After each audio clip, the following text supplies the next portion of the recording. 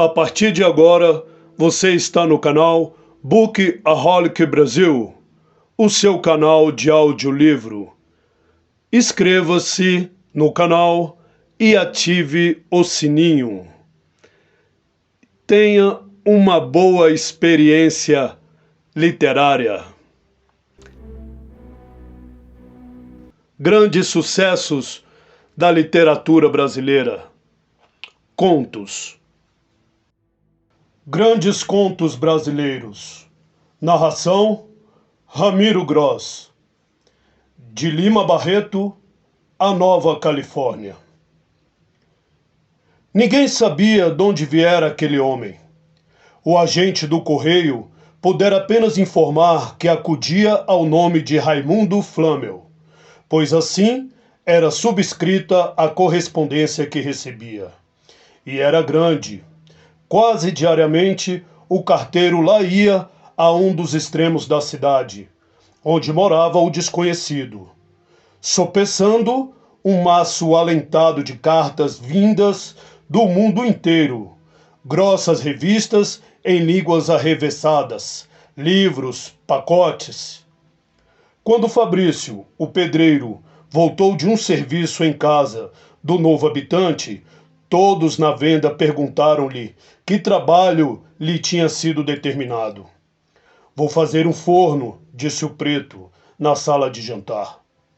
Imagine o espanto da pequena cidade de Tubiacanga ao saber de tão extravagante construção. Um forno na sala de jantar.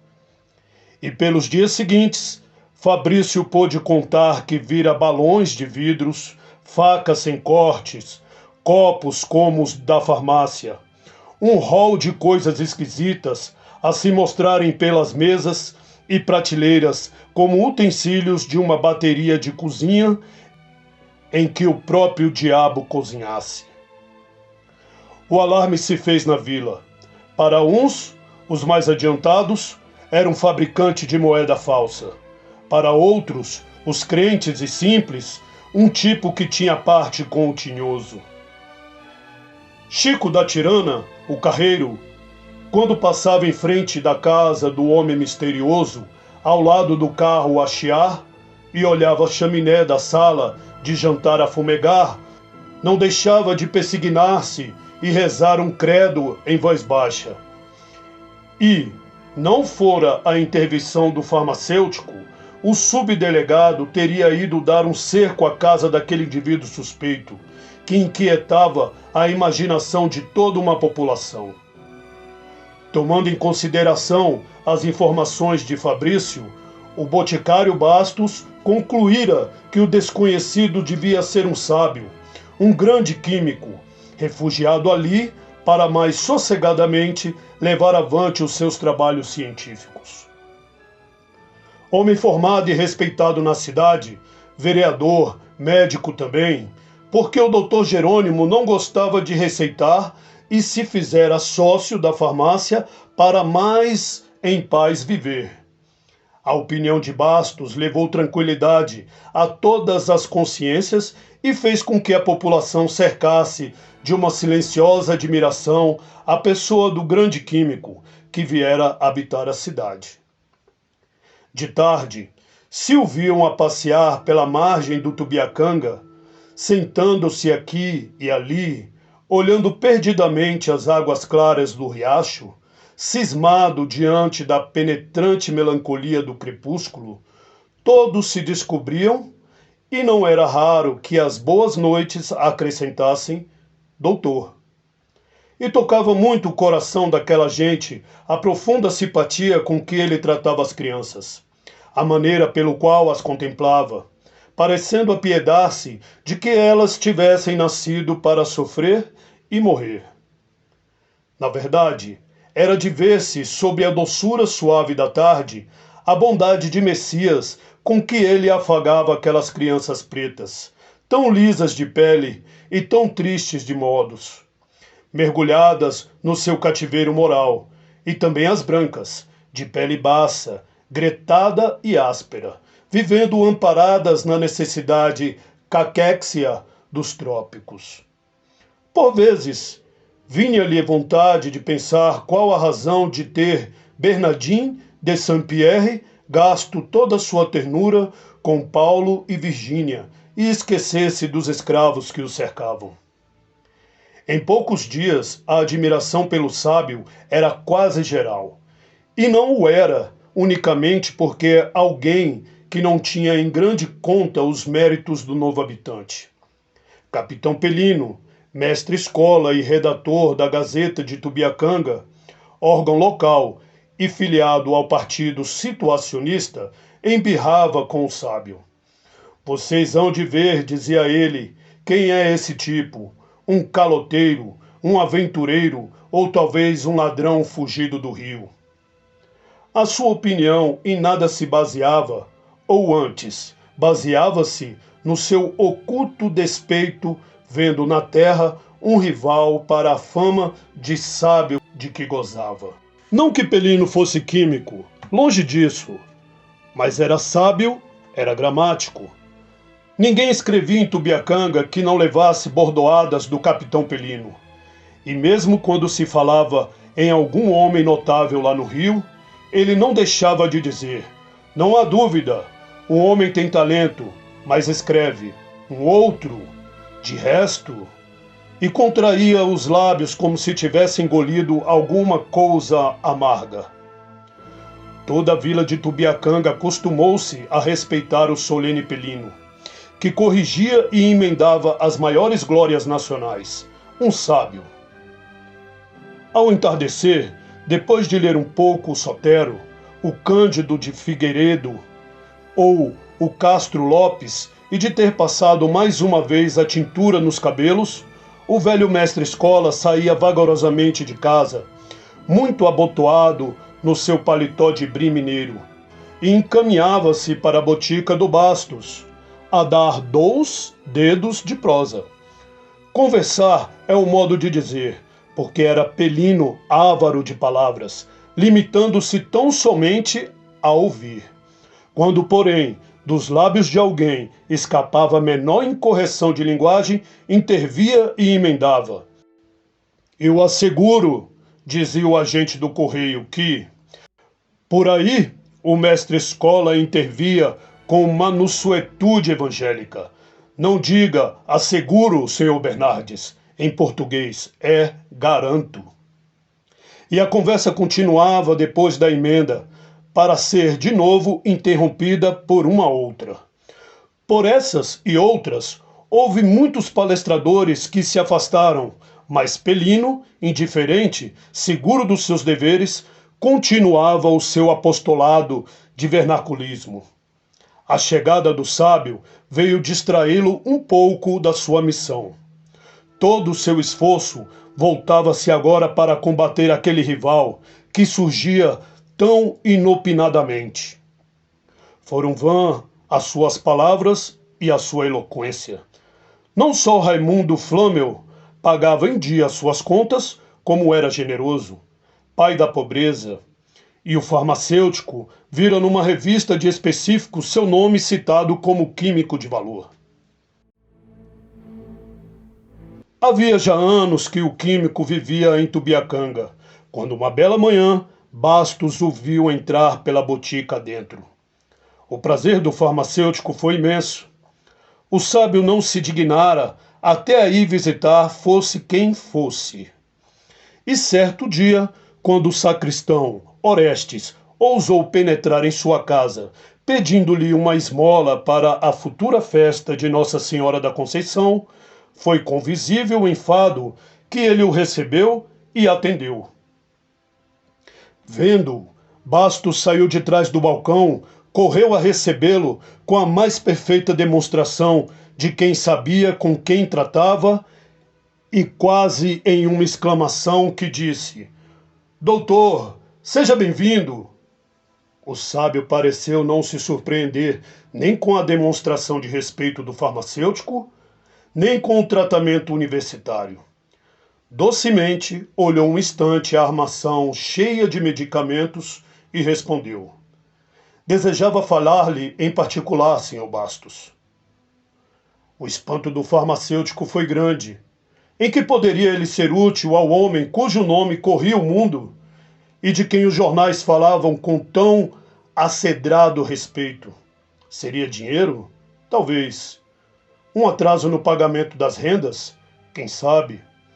E foi conduzindo o químico para o interior da casa, sob o olhar espantado do aprendiz, que, por um momento, deixou a mão descansar no grau, onde macerava uma tiçana qualquer.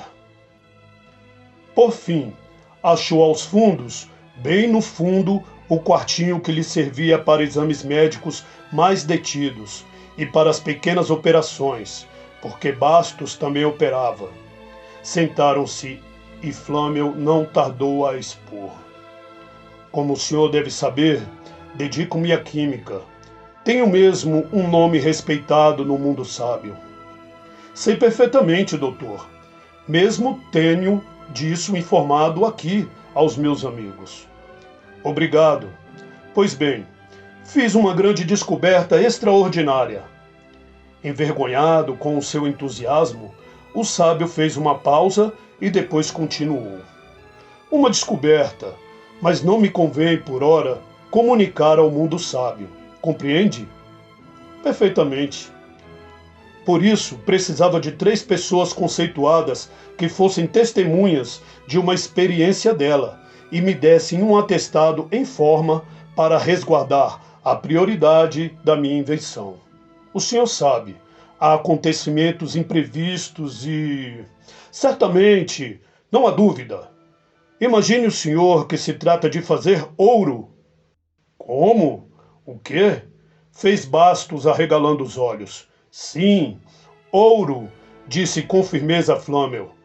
Como? O senhor saberá, disse o químico secamente. A questão do momento são as pessoas que devem assistir à experiência, não acha? Com certeza, é preciso que os seus direitos fiquem resguardados, porquanto... Uma delas, interrompeu o sábio, é o senhor. As outras 2, o senhor Bastos fará o favor de indicar-me. O boticário esteve um instante a pensar, passando em revista os seus conhecimentos, e, ao fim de uns 3 minutos, perguntou: O coronel Bentes lhe serve? Conhece? Não, o senhor sabe que não me dou com ninguém aqui. Posso garantir-lhe que é um homem sério, rico e muito discreto. É religioso? Faço-lhe essa pergunta, acrescentou Flâmel logo, porque temos que lidar com ossos de defuntos, e só estes servem. Qual? É quase ateu. Bem, aceito. E o outro? Bastos voltou a pensar e desta vez demorou-se um pouco mais, consultando a sua memória. Por fim falou: Será o tenente Carvalhais, o coletor, conhece? Como já lhe disse, é verdade, é homem de confiança, sério, mas... Que é que tem? É maçom. Melhor. E quando é? Domingo. Domingo os 3 irão lá em casa assistir à experiência. E espero que não me recusarão as suas firmas para autenticar a minha descoberta. Está tratado? Domingo, conforme prometeram, as 3 pessoas respeitáveis de Tubiacanga foram à casa de Flâmel. E, dias depois, misteriosamente, ele desapareceria sem deixar vestígios ou explicação para o seu desaparecimento.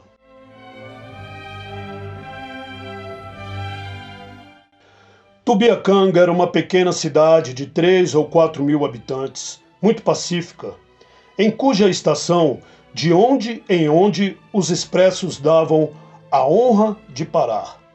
Há 5 anos não se registrava nela um furto ou roubo.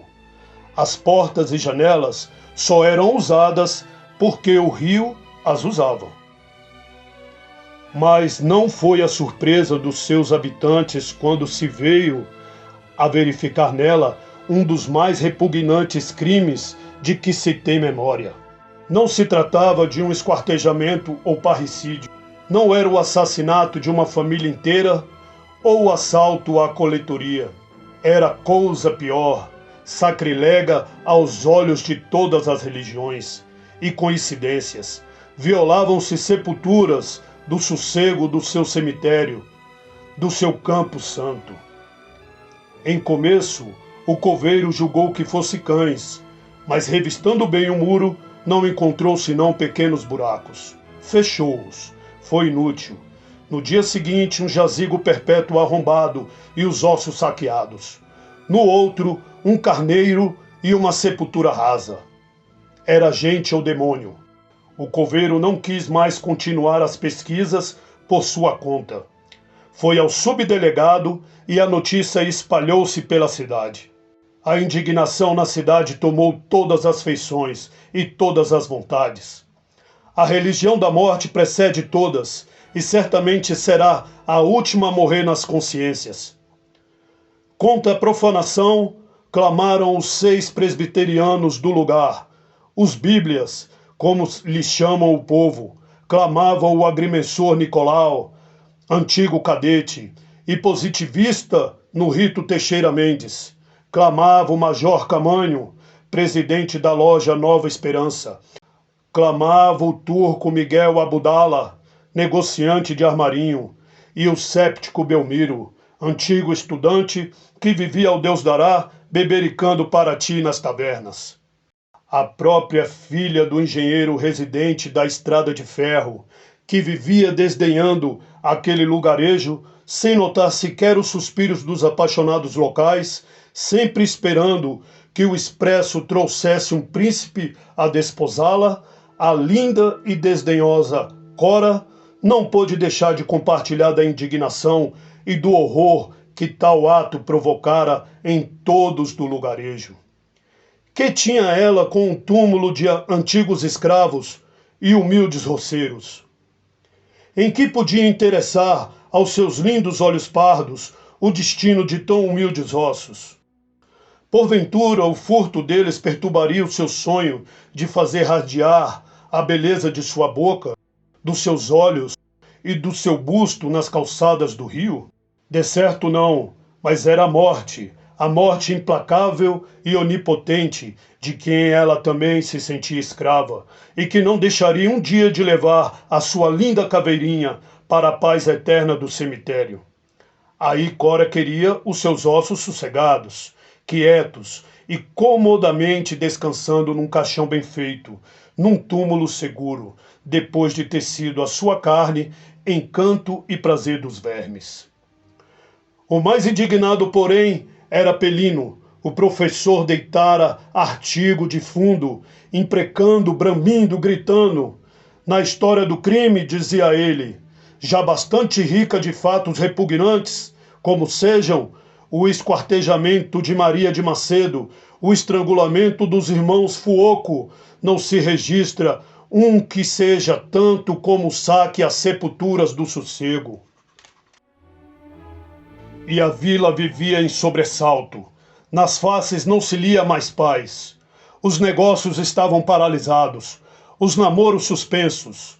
Dia e dias por sobre as casas pairavam nuvens negras, e à noite todos ouviam ruídos, gemidos, barulhos sobrenaturais.